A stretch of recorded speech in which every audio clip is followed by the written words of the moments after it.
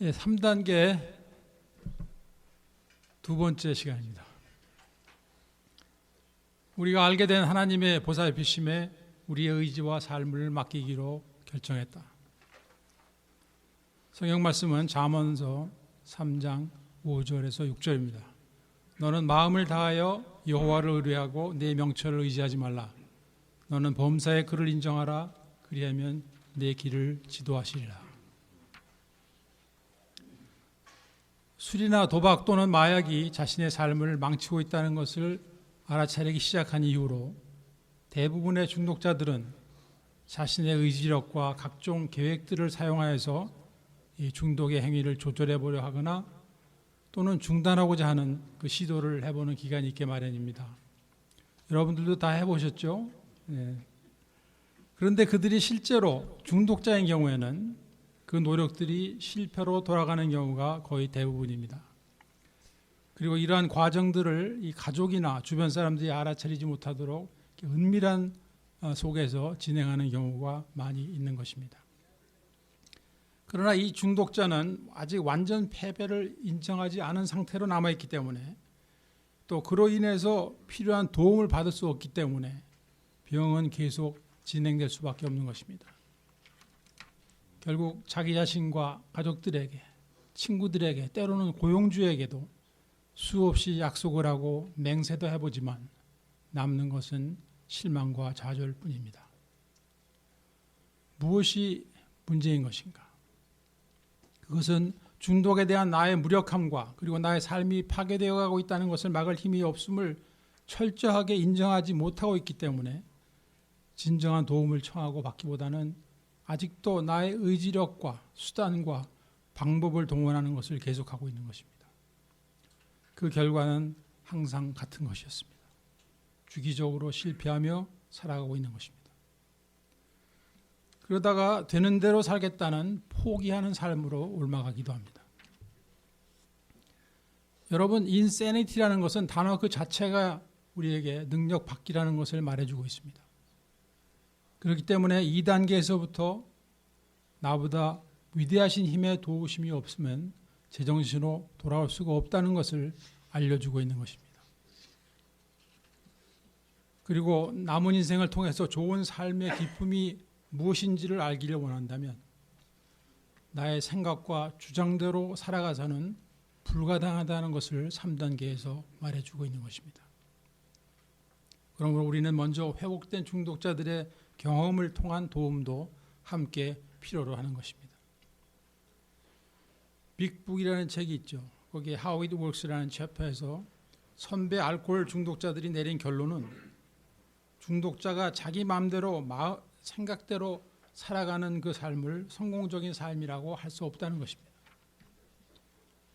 그렇다면 좋은 삶, 성공적인 삶이란 어떠한 삶을 말하는 것일까요? 결론부터 말씀드리면 그것은 하나님께 맡겨진 삶, 하나님의 인도하심을 받는 삶이 되는 것입니다. 그렇게 되기 위해서는 나의 의지와 삶을 하나님의 보살피심에 맡겨드리기로 작정하는 순간이 있어야 되는데 그것이 바로 3단계인 것입니다. 그런데 여기에 문제가 있습니다.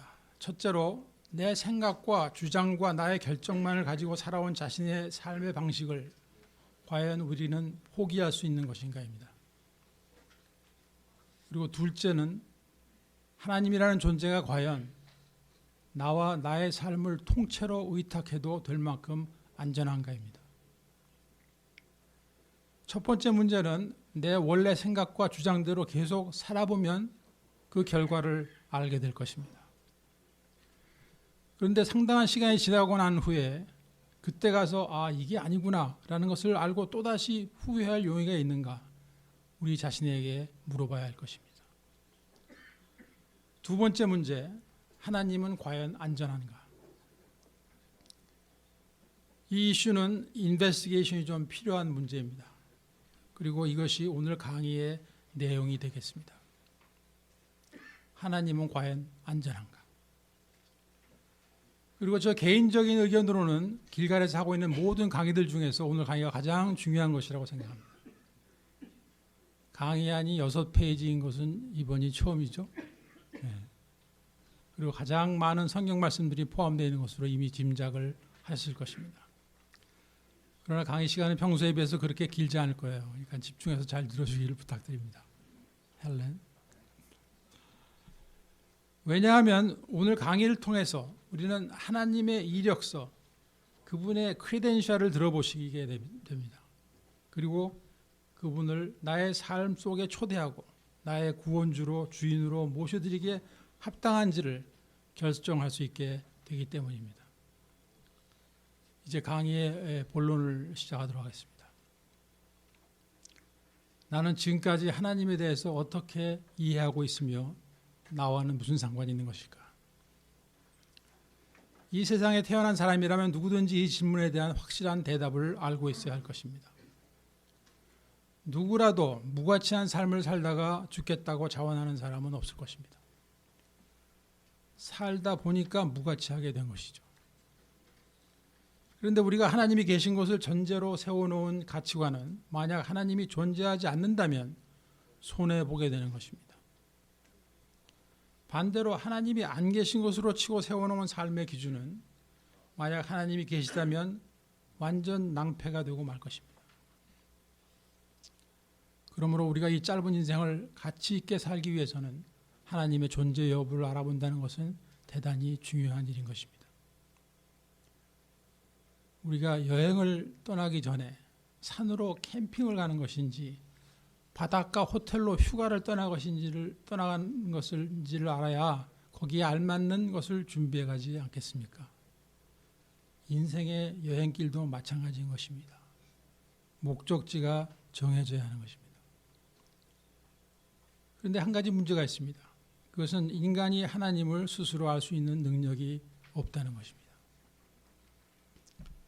지금 개미 한 마리가 제가 신고 있는 이 신발을 이 더듬이로 이렇게 만지면서 나름대로 이 궁리를 하고 있어요. 근데 나보다 엄청나게 큰 존재가 여기 있구나 하는 정도라도 알게 됐다면은 개미로서는 훌륭한 발견이라고 할 수 있겠습니다. 그러나 이 신발의 주인이 사람이라는 것, 더 나아가서 홍장로가 여기서 강의하고 있다는 것을 개미가 알 수 있을까요? 그리고 그 개미가 홍장로의 안타까워하는 심정을 깨달을 수 있을까요? 아니죠. 왜 그렇습니까? 그것은 개미와 인간의 수준 차이 때문인 것입니다. 사실 개미는 그런 대로 잘 살고 있습니다.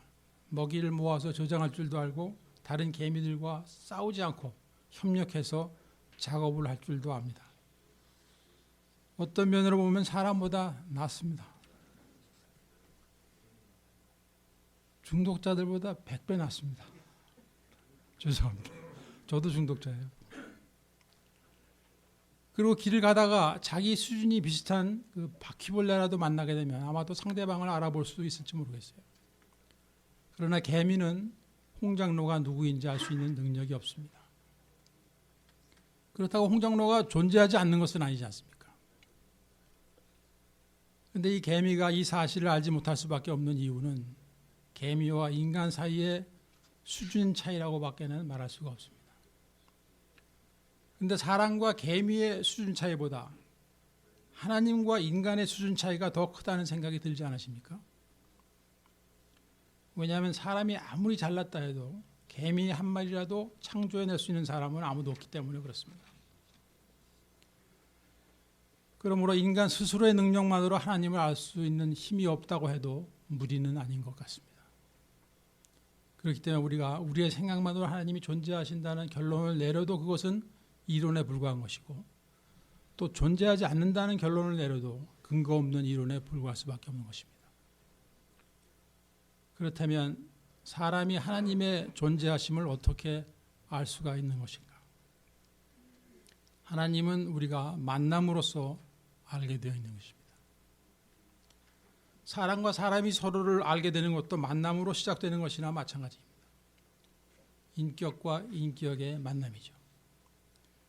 이 만남이 없었기 때문에 우리는 하나님에 대한 많은 오해를 하며 살아가고 있는 것입니다. 하나님에 대한 오해가 어떤 것이 있을까요? 첫 번째는 제일 첫 번째는 하나님은 없다입니다. 또는 하나님은 인간이 만들어낸 것이다. 또는 신은 여러 종류가 있다. 예를 들면 석가, 알라, 외계인. 또 제가 어렸을 때는 이 동네 앞에 있는 고목나무에 절하시는 분들이 굉장히 많았어요. 제가 초신자 시절에 그 전도를 시도했던 분이 계십니다. 근데 그분의 주장에 의하면은 신은 여러 종류가 있는데 예수는 그냥 한 지역의 사령관이라는 거예요. 그래서 제가 그분한테 지역 사령관이라는 별명을 지어드렸어요. 지금은 예수를 아주 잘 믿는 분이 되셨습니다. 또 다른 오해는 이런 것이 있습니다. 하나님과 같은 존재가 있을지는 모르겠지만 우주적인 일, 적어도 국가나 민족 차원의 큰 일을 하시겠지 작은 일, 나 같은 개인의 일까지 상관하시겠나 하는 그런 본인 나름대로의 그 추측이 있을 수가 있습니다. 그리고 또 성장 과정에서 또는 엮이는 가정이나 학교, 사회생활에서 받은 상처의 결과로 인해서 생긴 그 하나님에 대한 잘못된 선입견이 있을 수가 있습니다. 예를 들어 보겠습니다. 폭력적인 가정이나 배려가 부족한 부모 밑에서 자란 아이들은 하나님을 예측 불허의 잔인한 하나님, 불공평한 하나님, 독재자 하나님으로 생각할 수가 있습니다.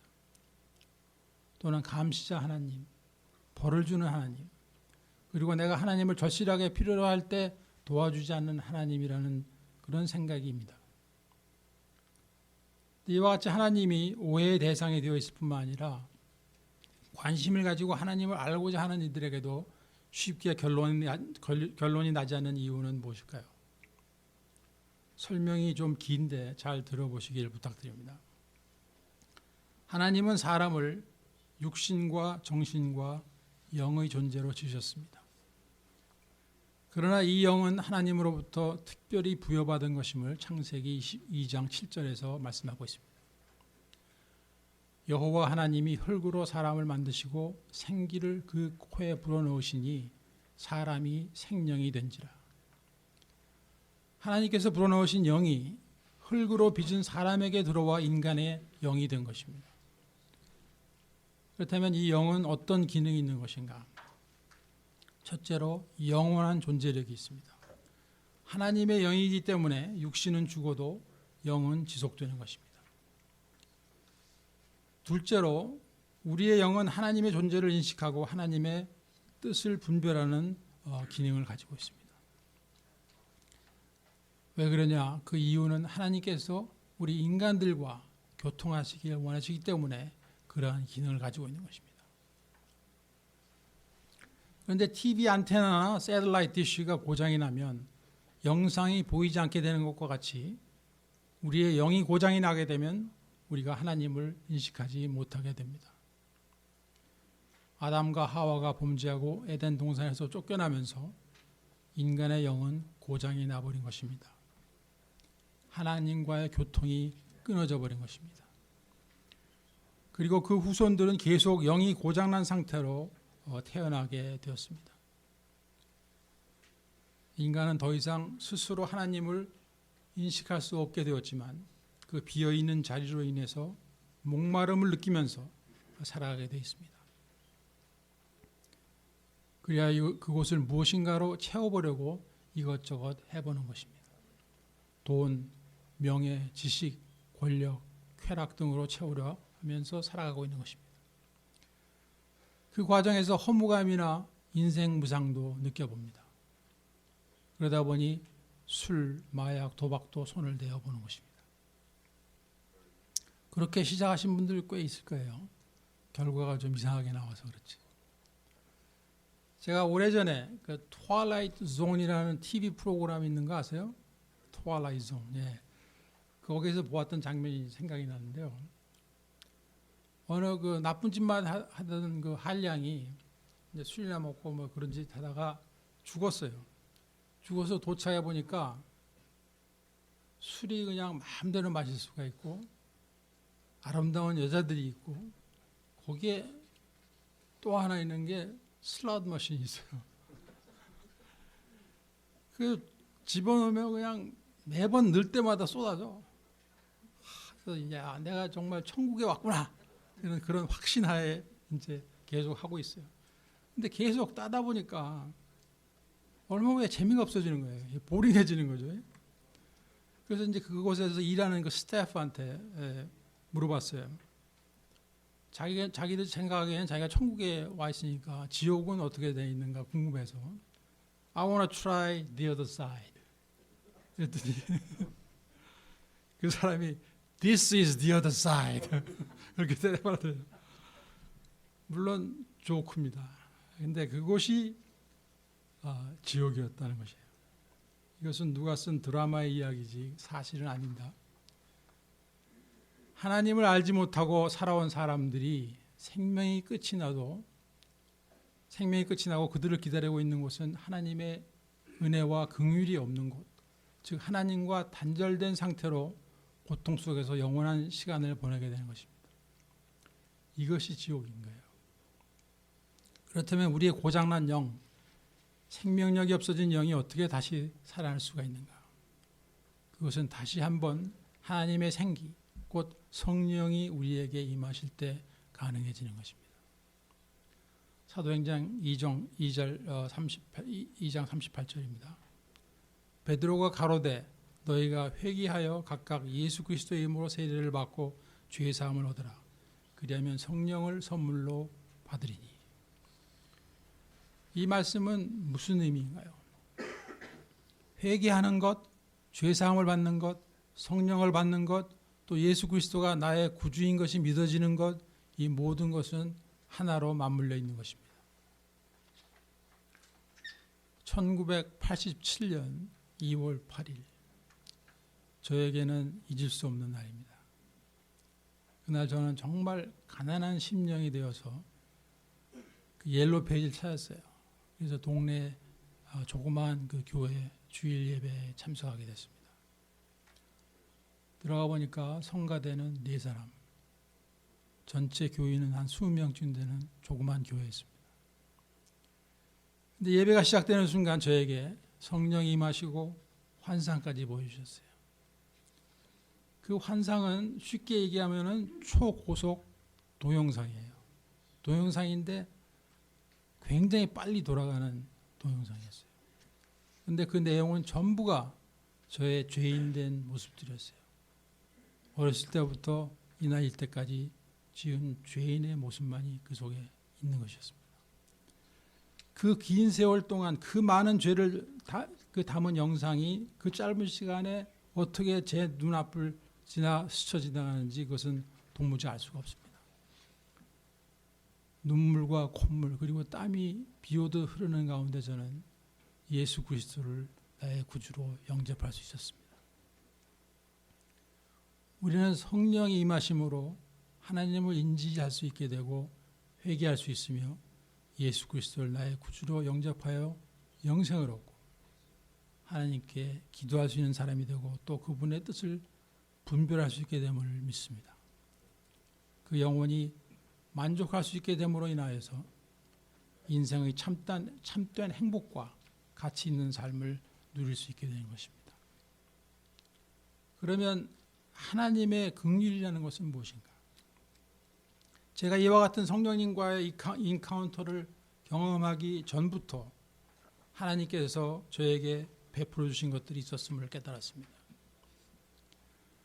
하나님을 등지고 살고 있는 인생들을 향하여 하나님이 살아계신 것과 그들을 향하신 하나님의 뜻을 알 수 있게 되기를 원하시며 누구에게나 보여주시는 것들이 있는데 그것을 우리는 하나님의 일반 계시라고 부릅니다. 모든 시대, 모든 장소에서 모든 사람들에게 일반적인 방법으로 하나님 자신을 드러내 주시는 것을 말하는 것입니다. 로마서 1장 20절 말씀을 보시겠습니다. 창세로부터 그의 보이지 아니하는 것들 곧 그의 영원하신 능력과 신성이 그 만드신 만물에 분명히 보여 알게 되나니 그러므로 저희가 핑계치 못할지니라. 우리는 하나님께서 창조하신 위대하고 오묘한 자연 만물을 바라볼 때 우리 보통 사람들도 스피리추얼해지는 것을 경험하게 됩니다. 제가 그 UCLA 의과대학에서 연구실 생활을 할 때 제가 느꼈던 것을 기억하고 있습니다. 그때는 제가 신앙생활을 시작하기 전이었습니다. 그때 그 세포보다 더 내려간 수준의 인체 속에 마치 온 우주가 들어있는 것 같다는 경험을 한 적이 있습니다. 그리고 인간 인체에 대해서 알고 있는 것은 너무나도 작은 부분이고 이 모든 것의 배후에는 절대자 내지는 창조주가 있어야 말이 된다는 생각을 했던 때가 있었습니다. 뒤돌아볼 때 이것이 제가 처음으로 경험한 하나님의 계시였습니다. 일반적인 계시입니다. 그리고는 제가 성령을 받고 나서 그랜 캐년을 처음 가서 보게 됐습니다. 그 순간 저의 입에서는 찬양이 흘러나왔습니다. 무슨 찬양이요? 주 하나님 지으신 모든 세계. 그 찬송이 저절로 흘러나온 거예요. 여러분 존 글렌이라는 그 애스트로넛이 있죠. 그분이 우주선에서 지구를 내려다보면서 수많은 다른 별들을 함께 바라보면서 지구로 보낸 메시지입니다. To look out at this kind of creation out here and not believe in God is to me impossible. It just strengthened my faith. I wish there were words to describe what it likes. 어떤 우주인은 창세기 1장 1절을 말씀을 지구로 보낸 사람도 있습니다. In the beginning, God created heaven and earth. 태초에 하나님이 천지를 창조하시니라. 그러나 죄로 인하여 타락한 사람들은 이런 일반 계시, 즉 자연 만물과 역사와 그리고 사람의 양심을 통해 계시하시는 하나님을 바르게 알기가 어렵습니다. 그래서 하나님께서는 멸망 가운데 있는 인간들을 구해내기 위해서 특별 계시를 허락하십니다. 이 특별 계시의 목적은 하나님께서 죄에 빠진 인간들을 구하시고 그들과 교제하시기를 위한 것입니다. 그 구체적인 내용은 구원주이신 성자 예수님의 성육신, 십자가의 죽음과 부활, 그리고 성령 강림입니다. 이 특별 계시를 보존하고 전달하기 위해서 성경을 기록하게 하셨습니다. 그래서 오늘 남은 짧은 시간 동안 많은 성경 말씀을 제시하게 될 것입니다. 첫째로 성경 자체에 대한 말씀입니다. 요한복음 20장 31절은 성경을 기록한 목적을 우리에게 알려주고 있습니다. 오직 이것을 기록함은 너희로 예수께서 하나님의 아들 그리스도이심을 믿게 하려 하며 또 너희로 믿고 그 이름을 힘입어 생명을 얻게 하려 함이니라. 예수께서 하나님의 아들 그리스도이심을 우리가 믿게 할 뿐만 아니라 그 이름을 힘입어서 새 생명을 구원을 얻게 하기 위한 것입니다. 디모데 3장 16절 말씀입니다. 모든 성경은 하나님의 감동으로 된 것으로 교훈과 책망과 바르게 함과 의로 교육하기에 유익하니. 성경은 사람의 손으로 쓰여졌지만 하나님께서 그 쓰시는 사람을 성령으로 인스파이어 하셔서 쓰게 하신 것이라는 말씀입니다. 히브리서 4장 12절 하나님의 말씀은 살았고 운동력이 있어 좌우 날선 어느 검보다 예리하여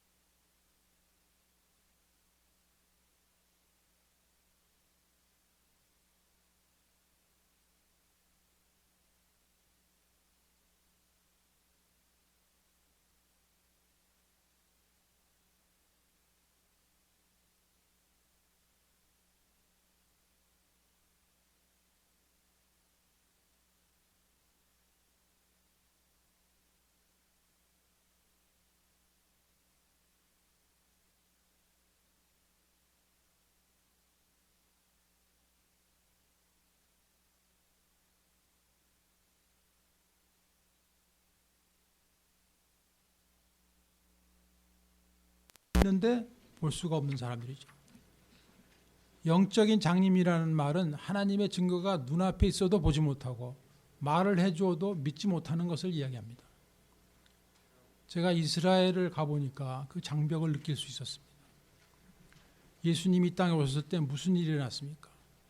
구약에 통달한 사람들인데 메시아를 알아보지 못한 것입니다. 심지어는 예수님의 제자들까지도 오락가락하는 상황이었어요. 왜 그랬을까요? 그것은 첫째로 메시아는 천한 모습으로 와서는 안 된다는 그런 선입관 때문이었습니다. 말구유에서 태어나서는 안 된다는 선입관이었습니다. 둘째로 성육신이 믿어지지 않으므로 그럴 수밖에 없었습니다. 성육신이 믿어지지 않는 이유는 무엇이죠? 하나님을 나의 지식과 경험 안에 가두어 두기 때문입니다. 어떻게 하나님이 사람이 되어서 오실 수가 있는가? 그러나 나의 지식과 경험만으로 이해되고 받아들여지는 하나님은 사실은 하나님이 될 수 없다는 생각을 해보게 됩니다. 어떻게 하나님이 나의 생각과 내 지식만으로 설명이 되고 이해가 되겠습니까? 성육신은 하나님이 인간의 모습으로 이 땅에 오셨다는 말입니다. 그렇다면 예수님이 하나님이다 하는 말씀이 성경에 어느 곳에 기록되어 있는가 알아보겠습니다. 성육신에 관한 말씀입니다. 요한복음 1장 1절에서 3절입니다. 태초에 말씀이 계시니라. 이 말씀이 하나님과 함께 계셨으니 이 말씀은 곧 하나님이시라. 그가 태초에 하나님과 함께 계셨고 만물이 그로 말미암아 지은 바 되었으니 지은 것이 하나도 그가 없이는 된 것이 없느니라. 말씀이 하나님이요 창조주라고 하시는 거예요, 지금. 그런데 요한복음 1장 14절에 보면 그 말씀이 육신이 되어 우리 가운데 거하시며 우리가 그 영광을 보니 아버지 독생자의 영광이요 은혜와 진리가 충만하더라. 하나님께서 육신을 입고 이 땅에 오신 분이 예수님이라는 말씀입니다. 빌립보서 2장 6절 7절 말씀입니다. 그는 근본 하나님의 본체시나 하나님과 동등됨을 취할 것으로 여기지 아니하시고 오히려 자기를 비워 종의 형체를 가져 사람들과 같이 되었고. 이쯤에서 믿어져야 됩니다. 그런데 성육신에 관한 말씀은 성경 여러 곳에 있음에도 불구하고 우리의 능력으로는 이해가 되지 않아요. 그래서 대부분의 사람들이 믿을 생각조차도 하지 않는 것입니다. 어떻게 하나님이 사람이 돼서 오느냐. 어떤 언론인의 간증을 하겠습니다. 그 사람이 그 가족들과 믿음은 없는 상태에서 이 교회를 다니다가 아무리 생각하고 연구를 해도 이 성육신이라는 것이 믿어지지 않았어요. 그래서 본인은 교회 가는 것을 이제 사퇴하고 가족들만 이제 갔어요. 그때가 이제 크리스마스 이브입니다. 그래서 서재에서 이렇게 책을 읽고 있는데 그 창문 밖에서 무슨 소리가 나는 거예요. 보니까 참새 새끼 한 마리가 새 한 마리가 이 추운 그 겨울날이기 때문에 그 추위를 이렇게 피해서 이렇게 들어오려고 하는 것 같았어요. 그래서 그 좀 도와줄 생각이 나가지고 밖에 나가서 거라지 문을 열어놓고 그쪽으로 이렇게 들어가라고 이렇게 쫓았어요. 그랬더니 이 새는 자기를 잡으려고 하는 줄 알고 더 높은 꼭대기에 올라가서 오들오들 떨면서 밖에서 나오질 않는 거예요. 그래서 이번에는 커다란 기다란 빗자루를 갖고 와가지고 그거 가지고 거라지로 몰아놓으면은 문을 닫아주고 그 안에 뜨뜻하게 히터를 켜주면 좋지 않겠나 생각해서 막 그렇게 했다고 했더니 이놈은 더 높은 곳으로 더 깊은 곳으로 숨어서 나오지도 않는 거예요. 그때 이 사람이 그 빗자루를 그 눈 위에다 이렇게 꽂아놓고서 생각에 잠긴 거예요. 내가 만약에 이 새들이 하는 언어로서 저 새에게 내가 무엇을 하려고 하는지를 전달할 수 있다면 저렇게 도망갔겠는가. 그래서 그 순간에 그 사람이 성육신의 진리가 깨달아지고 교회를 다시 다니시고 했다는 이야기입니다. 성육신이 깨달아지고 믿어지는 것은 하나님의 은혜인 것입니다. 그러면 예수님은 자신을 어떻게 소개하고 계시는가? 요한복음 14장 6절에서 11절입니다. 예수께서 가라사대 내가 곧 길이요 진리요 생명이니 나를 만미암지 않고는 아버지께로 올 자가 없느니라. 너희가 나를 알았다면 내 아버지도 알았으리로다. 이제부터는 너희가 그를 알았고 또 보았느니라. 빌립이 가로되 주여 아버지를 우리에게 보여주옵소서 그리하면 족하겠나이다. 예수께서 가라사대 빌립아 내가 이렇게 오래 너희와 함께 있을 때 네가 나를 알지 못하느냐. 나를 본 자는 아버지를 보았거늘 어찌하여 아버지를 보이라 하느냐. 나는 아버지 안에 있고 아버지는 내 안에 계신 것을 네가 믿지 아니하느냐. 내가 너희에게 이르는 말이 스스로 하는 것이 아니라 아버지께서 내 안에 계시어 그 일을 하시는 것이라. 내가 아버지 안에 있고 아버지께서 내 안에 계심을 믿으라. 그렇지 못하였거든 행하는 그 일로 인하여 나를 믿으라. 정 믿어지지 않거든 내가 행하는 일들을 통해서라도 믿으라 하시는 것입니다. 이것은 예수님께서 행하신 수많은 기적과 주옥 같은 말씀과 십자가의 죽으심과 부활인 것입니다. 이보다 더 큰 증거는 없는 것입니다. 십자가의 죽으심과 부활입니다. 마태복음 17장 22절에서 23절. 갈릴리에 모일 때 예수께서 제자들에게 이르시되 인자가 장차 사람들의 손에 넘기워 죽임을 당하고 제3일에 살아나리라 하시니 제자들이 심히 근심하더라. 인자는 예수님 자신을 말씀하시는 것입니다. 예수님께서는 그분의 죽음을 예고하고 계시며 실제로 죽으셨고 그리고 부활하셨습니다. 그리고 예수님이 돌아가신 후에 오시게 될 보혜사 성령의 약속을 하십니다.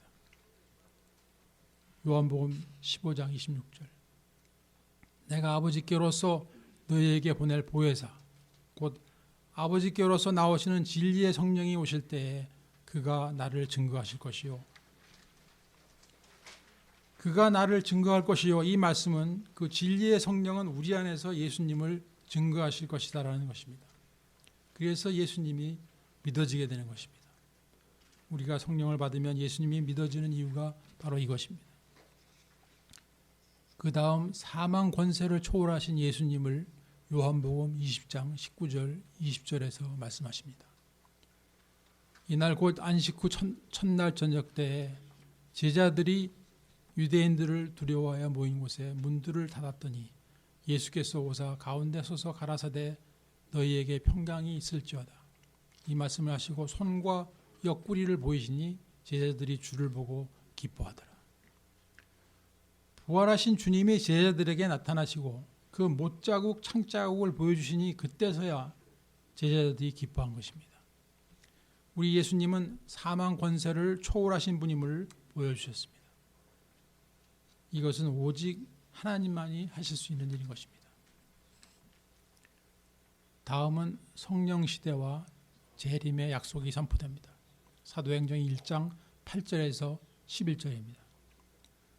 오직 성령이 너희에게 임하시면 너희가 권능을 받고 예루살렘과 온 유대와 사마리아와 땅끝까지 이르러 내 증인이 되리라 하시느니라. 이 말씀을 마치시고 저희가 보는 데서 올리워 가시니 구름이 저를 가리워 보이지 않게 하더라. 올라가실 때 제자들이 자세히 하늘을 쳐다보고 있는데 흰 옷 입은 두 사람이 저희 곁에 서서 가로되 갈릴리 사람들아 어찌하여 서서 하늘을 쳐다보느냐. 너희 가운데서 하늘로 올리우신 이 예수는 하늘로 가심을 본 그대로 오시리라 하였느니라.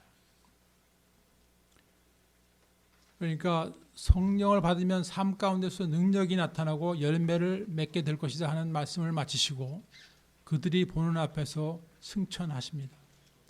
그리고 천사가 앞으로 이루어질 예수님의 재림을 예고하는 것입니다. 그런데 여기 중요한 사건을 제가 말씀드리겠습니다. 이 부활과 승천의 사건과 약속하신 마가의 다락방에 있었던 성령 세례의 사건이 없었다면, 그리고 그것을 실제로 경험했던 사람들이 없었다면 지금의 기독교는 존재하지 않았을 것이라고 저는 확실히 믿습니다. 사랑하는 길갈 식구 여러분, 하나님은 어떤 분이십니까? 여러분은 지금 그분의 크레덴셜을 보고 계십니다. 그분은 사람들이 인정해 주는 것을 필요로 하시는 분은 아닙니다. 그분은 오직 우리가 구원받은 하나님의 백성이 되게 하시려고 자신을 소개하고 계시는 것입니다. 하나님 어떤 분이신가? 이사야서 44장 6절입니다. 이스라엘의 왕인 여호와, 이스라엘의 구속자인 만군의 여호와가 말하노라. 나는 처음이요 나는 마지막이라. 나 외에 다른 신은 없느니라. 이스라엘의 왕이다 하시니까 하나님은 또 그 지역의 지역 사령관이라고 하실 분이 여기도 계실지 모르겠는데요. 전지전능하시고 무소부재하시며 영원하시고 유일하신 하나님이라는 것이 그분의 이력서입니다. 그분이 우리의 이력서를 보셔야 하는데 이거 거꾸로 된 거 아닙니까? 그런데 우리들의 이력서는 어떻게 보일 것 같아요? 그냥 까매요. 죄로 덮여서 까매. 이 까만 이력서를 그냥 받으실 수 없는 사정이 그분한테 있어요. 이 하나님의 사정을 여러분이 이해하셔야 됩니다. 물론 우리 하나님께서는 자비롭고 인자하신 분이에요. 시편 103편 8절을 보면은 여호와는 자비로우시며 은혜로우시며 또 노하기를 더디하시며 인자하심이 풍부하시도다. 그런데 아까 제가 사정이 있다고 말씀드렸죠. 하나님께서는 사랑의 하나님이실 뿐만 아니라 공의로우심을 함께 가지고 계신 거예요. 그게 사정입니다. 하나님의 사정. 로마서 6장 23절 전반부는 죄의 싹은 사망이요. 범죄함으로 에덴을 떠나게 된 아담과 하와의 자손들은 죄인으로 태어나서 죄인으로 살다가 죄인으로 죽게 되어 있는 것이 현실이 된 것입니다. 아무리 깨끗이 살려도 해도 죄는 본능의 수준에 걸려있는 문제로서 우리 스스로의 힘으로는 하나님의 영광에 도저히 이를 수가 없는 것입니다. 스스로를 구원할 수 없는 것이 인간의 운명인 것입니다.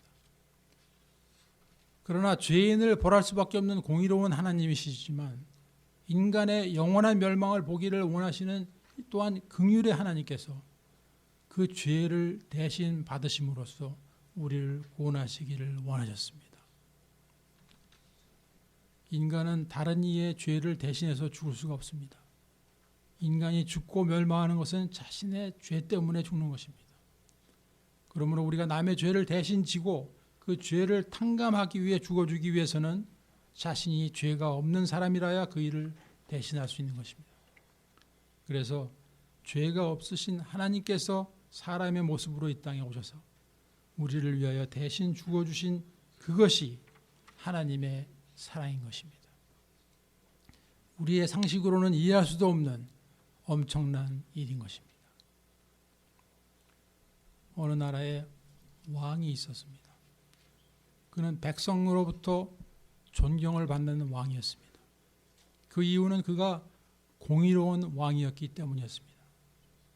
죄진 자는 지위 고하를 막론하고 그 죄에 합당한 벌을 내리는 분이고 또한 잘한 것은 누구에게나 합당한 상을 내렸습니다. 그 왕에게는 그가 정말 사랑하는 어머니가 계셨습니다. 그런데 어느 날 그 어머니가 국법을 어겼다는 소문을 듣게 되었습니다. 공의로운 이 왕은 어머니를 직접 신문하게 되었고 어머니가 죄를 진 사실이 드러나게 됩니다. 왕은 죄를 진 모든 사람을 벌해야 하는 위치에 있었지만 이 세상 그 무엇과도 바꿀 수 없는 사랑하는 자신의 어머니의 죄로 인해서 고민을 하게 됩니다. 법대로 하면 어머니는 40대의 채찍을 맞아야 합니다. 얼마 후 왕이 명령합니다. 이 여인을 저 기둥에 묶어라. 모든 신하들은 숨을 죽이고 있었습니다. 어머니는 기둥에 묶인 채 겁에 질려 떨고 있었습니다.